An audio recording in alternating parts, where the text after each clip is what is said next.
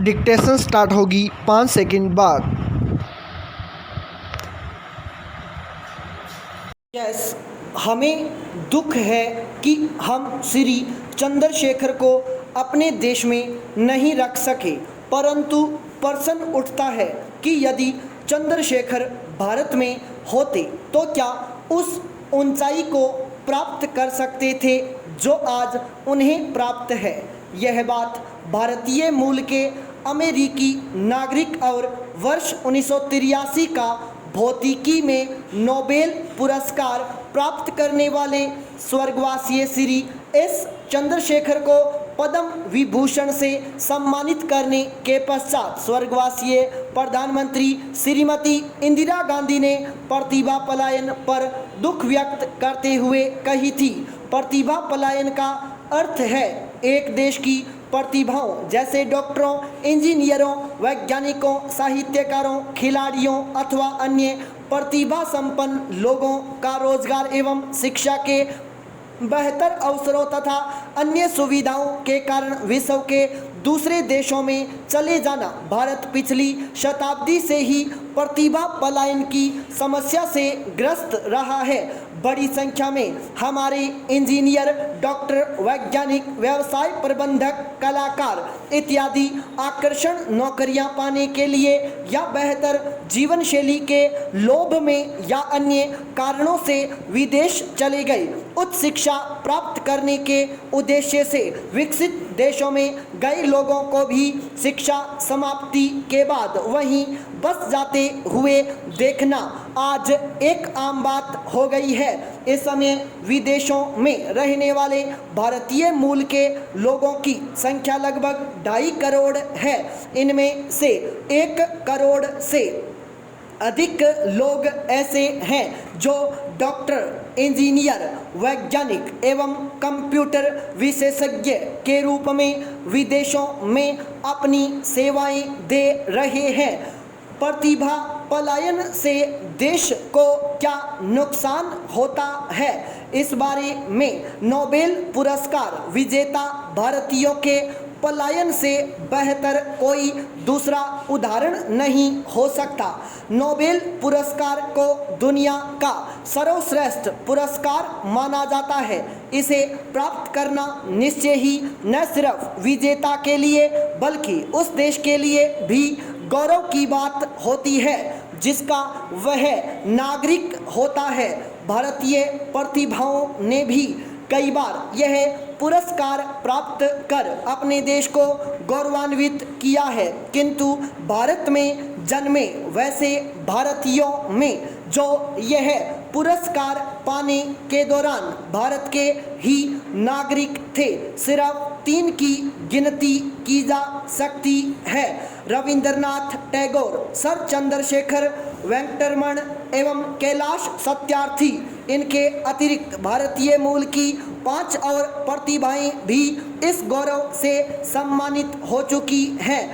हरगोविंद खुराना, अमर्त्य सेन, सुब्रमण्यम चंद्रशेखर, वेंकटरमण, रामकृष्णन और वीएस नायपॉल, ये 5 प्रतिभाएं भारतीय मूल की तो हैं, किंतु पुरस्कार पाने के समय ये भारत के नागरिक नहीं थे। अब प्रश्न उठता है, इन प्रतिभाओं को भारत छोड़कर क्यों जाना पड़ा? इसका उत्तर बिल्कुल स्पष्ट है। इन सबको यहाँ न तो बेहतर उच्च शिक्षा मिल सकती थी, न ही शोध के लिए बेहतर सुविधाएं और न ही उचित सम्मान, यहाँ तक कि भ्रष्टाचार से ग्रस्त इस देश में प्रतिभाओं को नौकरी भी मुश्किल से मिल पाती है। कल्पना चावला यदि भारत में रहती तो क्या कभी वह ऊंचाई प्राप्त कर पाती जो अमेरिका में उन्होंने एक खगोल शास्त्री के रूप में प्राप्त की? सुविधाओं के अभाव में अथवा उपेक्षित जीवन से कुंठित होकर पलायन कर चुकी ऐसी महान भारतीय प्रतिभाओं की श्रृंखला यहीं समाप्त नहीं होती। आज भी अमेरिका, चीन, ऑस्ट्रेलिया जैसे देशों में कंप्यूटर सॉफ्टवेयर के अधिकतर विशेषज्ञ भारतीय ही हैं। हिटलर के प्रस्ताव को ठुकराकर स्वदेश में रहने का प्रण करने वाले हॉकी के जादूगर ध्यानचंद ने लिखा है, न्यूजीलैंड का दौरा करने के पश्चात मेरे नाम की चर्चा घर घर होने लगी थी। मैं अपने आप को बड़ा भाग्यशाली समझने लगा था, किंतु मेरा भ्रम उस समय टूट गया जब मैं बर्लिन ओलंपिक में भारतीय कप्तान के रूप में गया और वहां देखा कि कोई भी जर्मन सैनिक यदि अच्छी सफलता प्राप्त करता है तो अगले ही दिन उसे लेफ्टिनेंट बना दिया जाता था। इस हिसाब से हिटलर तो मुझे सचमुच ही फील्ड मार्शल बना देता। पाई पैराचेंज। जहाँ तक प्रतिभा पलायन के कारणों की बात है तो इसका कोई एक कारण नहीं है। भारतीय प्रौद्योगिकी संस्थान एवं भारतीय प्रबंधन संस्थान विश्व स्तरीय शिक्षा के माध्यम से अपने छात्रों को श्रेष्ठ तकनीशियन एवं उद्यमी के रूप में विकसित करते हैं। इन्हें बहुराष्ट्रीय कंपनियां भारतीय कंपनियों एवं भारत सरकार की तुलना में बहुत अधिक ऊंचे वेतनमान पर रखने के लिए हमेशा तैयार रहती हैं। प्रतिभा पलायन का एक और कारण यह है कि भारत में पिछले कुछ दशकों में बड़ी तादाद में इंजीनियर, डॉक्टर, कंप्यूटर विशेषज्ञ एवं अन्य क्षेत्रों के विशेषज्ञ बने। औद्योगिकरण की मंद प्रक्रिया के कारण इन सभी लोगों को रोजगार प्रदान करना संभव न हो सका, जिसके कारण इनमें से अधिकतर लोगों ने अंततः विदेश का रुख किया। उच्च शिक्षा प्राप्त करने के बाद विज्ञान एवं तकनीक के क्षेत्र में शोध की विश्व स्तरीय सुविधा अभी तक भारत में उपलब्ध नहीं हो सकी है, जिसके कारण शोध करने के इच्छुक अधिकतर लोगों को विकसित देशों का रुख करना पड़ता है। कुछ लोग कहते हैं कि जो लोग यहाँ से शिक्षा प्राप्त करने के बाद विदेश को अपनी कर्म भूमि बनाते हैं उनमें देशभक्ति का अभाव होता है। यह बात बिल्कुल निराधार है। यदि व्यक्ति को सारी सुविधाएं अपने ही देश में मिले तो कोई क्यों पराई देश में पराई लोगों के बीच जीवन व्यतीत करना चाहेगा।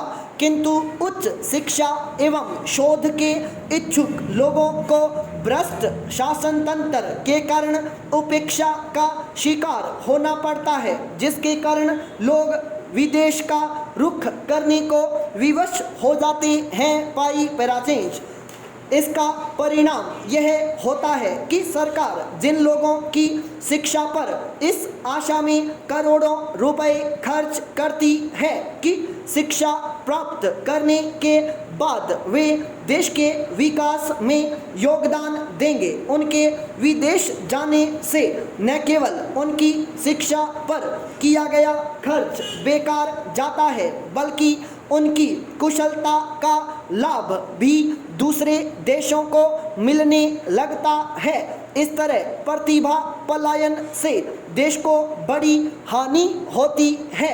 हालांकि प्रतिभा पलायन से होने वाली हानियों की अनदेखी नहीं की जा सकती, किंतु पिछले कुछ वर्षों के शोधों से पता चलता है कि प्रतिभा पलायन से देश को कई प्रकार के लाभ भी मिलते हैं।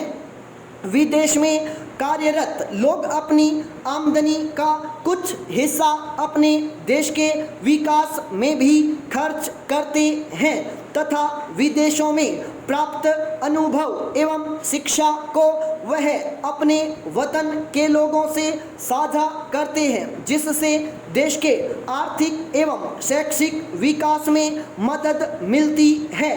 बावजूद इसके प्रतिभा पलायन भारत जैसे देश के लिए शर्म की बात है। इसे तब ही रोका जा सकता है जब यहाँ उच्च शिक्षित लोगों के लिए शिक्षा, रोजगार एवं शोध के बेहतर अवसर उपलब्ध कराए जाएं। यदि प्रतिभा पलायन पर शीघ्र नियंत्रण नहीं किया गया तो देश में अच्छे तकनीशियनों, डॉक्टरों एवं उद्यमियों के अभाव के कारण हमारी प्रगति निश्चित रूप से बाधित हो जाएगी। पिछले कुछ दशकों में भारत ने अभियांत्रिकी, सूचना तकनीक, उद्योग, चिकित्सा विज्ञान एवं आधारभूत संरचना के साथ साथ परिवहन एवं शक्ति उत्पादन के क्षेत्र में काफ़ी तेजी से प्रगति की है। इसके कारण विकसित देशों में जा बसे भारतीय लोग अपने देश वापस आने के इच्छुक हैं। स्टॉप।